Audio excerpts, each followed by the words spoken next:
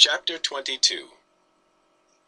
Once more Jesus spoke to them with illustrations, saying, "The kingdom of the heavens may be likened to a king, who made a marriage feast for his son. And he sent his slaves to call those invited to the marriage feast, but they were unwilling to come. Again he sent other slaves, saying, 'Tell those invited, look, I have prepared my dinner. My bulls and fattened animals are slaughtered, and everything is ready. Come to the marriage feast.' But unconcerned they went off, one to his own field, another to his business. But the rest, seizing his slaves, treated them insolently and killed them. The king grew wrathful, and sent his armies and killed those murderers and burned their city.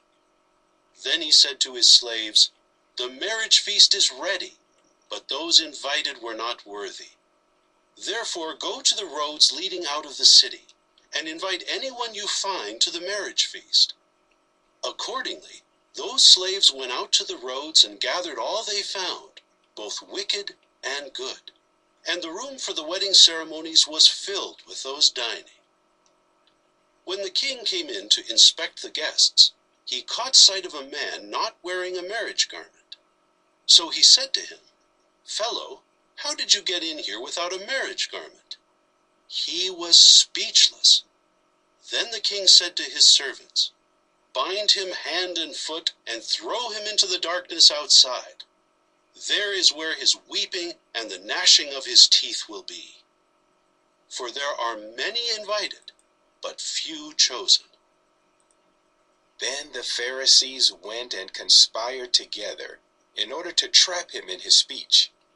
So they sent their disciples to him, together with party followers of Herod, saying, "Teacher, we know you are truthful and teach the way of God in truth.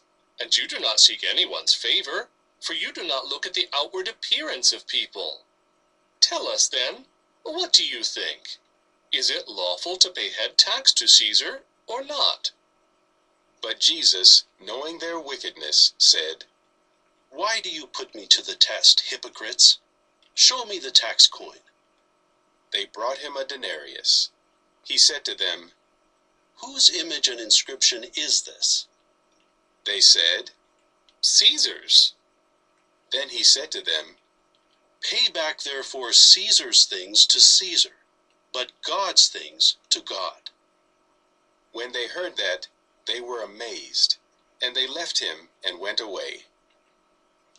On that day the Sadducees, who say there is no resurrection, came and asked him, "Teacher, Moses said, if any man dies without having children, his brother must marry his wife and raise up offspring for his brother." Now there were 7 brothers with us. The first married and died, and having no offspring, he left his wife for his brother. The same thing happened with the second and the third, through all 7. Last of all, the woman died. So in the resurrection of the 7, whose wife will she be? For they all had her as a wife. In reply, Jesus said to them, "You are mistaken, because you know neither the Scriptures nor the power of God. For in the resurrection, neither do men marry, nor are women given in marriage, but they are as angels in heaven. Regarding the resurrection of the dead, have you not read what was spoken to you by God, who said, 'I am the God of Abraham and the God of Isaac and the God of Jacob'? He is the God, not of the dead, but of the living." On hearing that, the crowds were astounded at his teaching. After the Pharisees heard that he had silenced the Sadducees, they came together in one group. And one of them, versed in the law, tested him by asking, "Teacher, which is the greatest commandment in the law?" He said to him, "You must love Jehovah your God with your whole heart, and with your whole soul, and with your whole mind. This is the greatest and first commandment. The second, like it, is this: you must love your neighbor as yourself.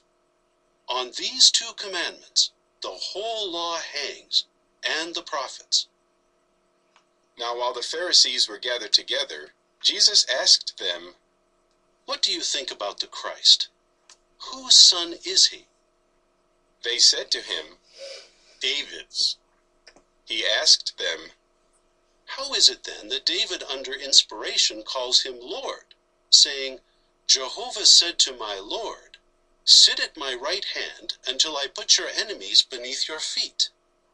If then David calls him Lord, how is he his son?" And nobody was able to say a word in reply to him.